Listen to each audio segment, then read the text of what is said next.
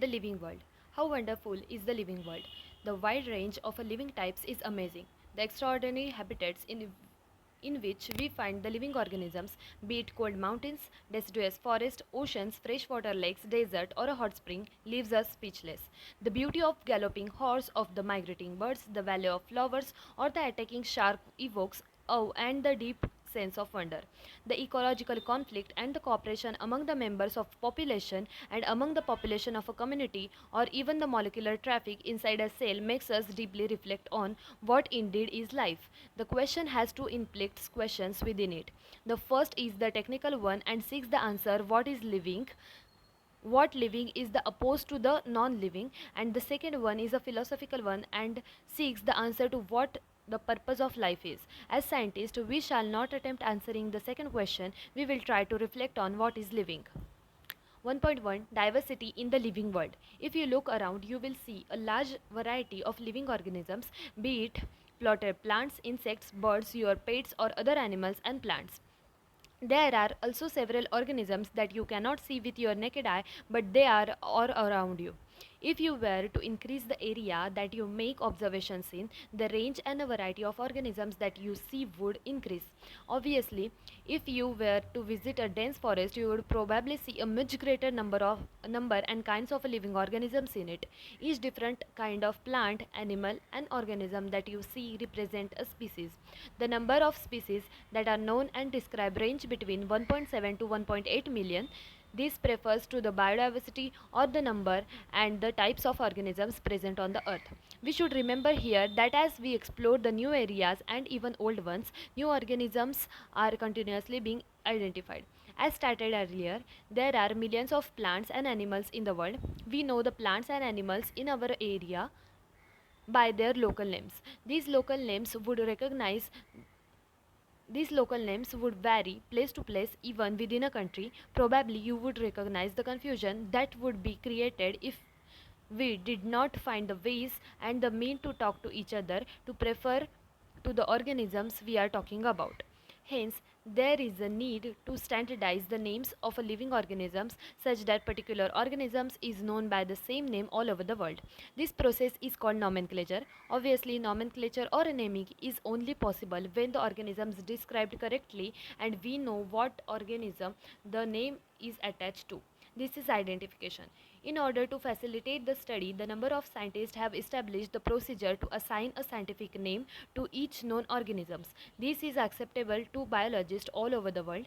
For a plant, scientific names are based on the agreed principles and criteria which are provided in the International Code for Botanical Nomenclature (ICBN). You may ask how animals named.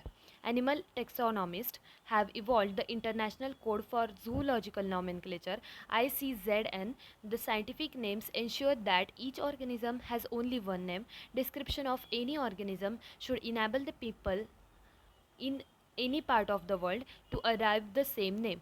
They also ensure that such name has not been used for any other known organism. Biologists follow the universally accepted principles to provide scientific names to known organisms. Each name has two components, the generic name and the specific epithet. This system of the providing name to two components is called binomial nomenclature. This naming system given by Carolus Linnaeus is being practiced by the biologists all over the world. This naming system using a two-word format was found convenient. Let us take an example of a mango to understand the way of providing scientific names better. The scientific names of a mango is written as Mangifera indica. Let us see how it is binomial name. In this name, Mangifera represent the genus while Indica is a particular species or a specific epithet. Other universal rules of a nomenclature are as follows. 1. Biological names are generally in Latin and written in italics. They are Latinized or derived from the Latin irrespective of their origin. 2. The first word in biological name represents the genus while the second component denotes the specific epithet. Third, both the words in a biological name, when handwritten, are separately underlined or printed in italics to indicate their Latin origin. 4. The first word denoting the genus starts with the capital letter while the specific epithet starts with the small letter. It can be illustrated with the example Mangifera indica. Name of the author appears after the specific epithet, that is at the end of the biological name, and written in the abbreviated form. Example Mangifera indica Linn.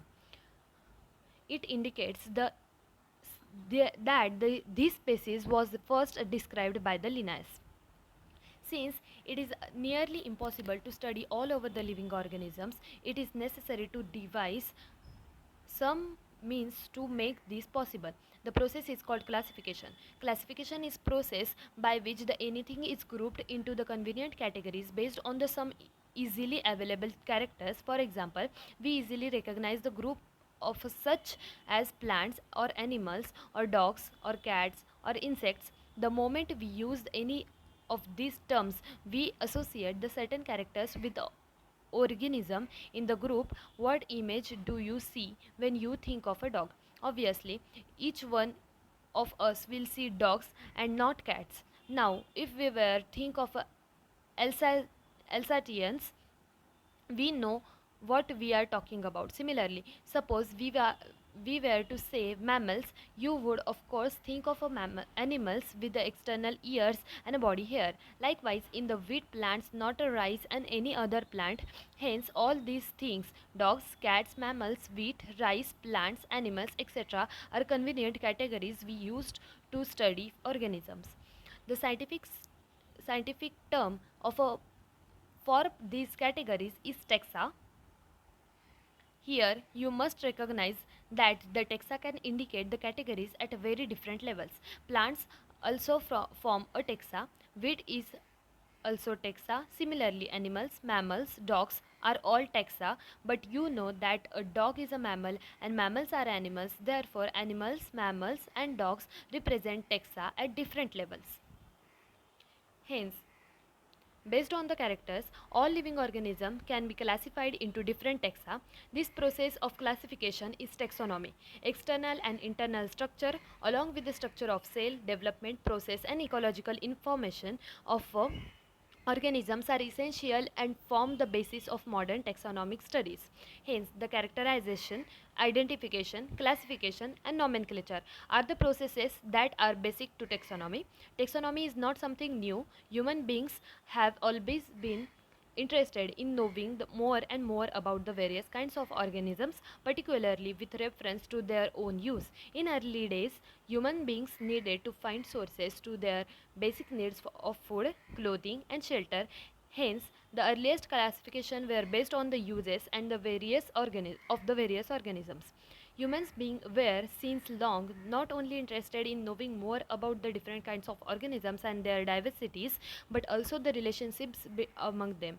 This branch of study was referred to as systematics. The word systematics is derived from the Latin word systema, which means the systematic arrangement of organisms. Linnaeus used the Systema Naturae as the title of his publication. The scope of systematics was later enlarged to include identification, nomenclature, and classification. Systematics takes into account evolutionary relationship between organisms. 1.2 Taxonomic categories. Classification is not a single step process but involves the hierarchy of steps in which each step represents a rank or a category. Since the category is a part of overall taxonomic arrangement, it is called the taxonomic category, and all categories together constitute the taxonomic hierarchy. Each category, referred to as a unit of classification, in fact represent a rank and commonly termed as a taxon, plural taxa. Taxonomic categories and the hierarchy can be illustrated by an example. Insect represent a group of organisms sharing a common features like three pairs of jointed legs. It means insects are recognizable concrete objects which can be classified and thus were given a rank or a category. Can you name other such group of organism? Remember, groups represent category. Category further denotes rank. Each rank or taxon in fact represent a unit of classification. These taxonomic groups or categories are distinct biological entities and not merely morphological aggregates. Taxonomical study of all known organisms have led to the development of common categories such as kingdom, phylum or division for plants, class, order, family, genus and species. All organisms including those in the plant and animal kingdoms have species in lowest category. Now, the question you may ask is how to place an organism in a various categories. The basic requirement is the knowledge of characters of an individual or a group of organisms. This helps in identifying similarities and dissimilarities among the individuals of the same kind of organism as well as the other kind of organism. 1.2.1 Species. Taxonomic studies consider a group of individual organisms with the fundamental similarities as a species. One should be able to distinguish one species from the other closely related species based on the distinct morphological differences. Let us consider Mangifera indica, Solanum tuberosum means potato, Panthera leo means lion. All the three names indica, tuberosum and leo represent a scientific epithet, while the first words Mangifera, Solanum, and Panthera are genera and represent the another higher level of taxon or category. Each genus may have one or more than one specific epithet representing different organisms, but having morphological similarities. For example, Panthera has another specific epithet called tigris, and Solanum includes the specific like nigrum and Melanogena. Beings belong to the species Sapiens, which is grouped in a genus Homo. The scientific name, thus, the for human being is written in Homo sapiens. 1.2.2 Genus. Genus comprises a group of related species which has more characters in common in comparison to the species of other genera. We can say that genera are aggregates of the closely related species. For example, potato and brinjal are two different species but both belong to the same genus Solanum. Lion means Panthera leo, leopard Panthera pardus, and tiger Panthera tigris with several common features are all species of the genus Panthera. This genus differ from the another genus Felis, which includes cats. 1.2.3 Family. The next category, family, has a group of related genera with still less number of similarities as compared to genus and species. Families are characterized on the basis of both vegetative and reproductive features of the plant species. Among the plant, for example, three different genera, Solanum, Petunia, and Datura, are placed in a family Solanaceae. Among animals, for example, genus Panthera, comprising lion, tiger, leopard, is put along with the genus Felis, means cats, in the family of Felidae. Similarly, if you observe the features of cat and a dog, you will find some similarities and some differences as well. They are separated into two different families, Felidae and Canidae, respectively. 1.2.4 Order. You have seen earlier that categories like species, genus, and families are based on the number of similar characters. Generally, order and the other higher taxonomic categories are identified based on the aggregates of characters. Order, being the higher category, is the assemblage of families which exhibit a few similar characters. The similar characters are less in the number as compared to the different genera included in a family.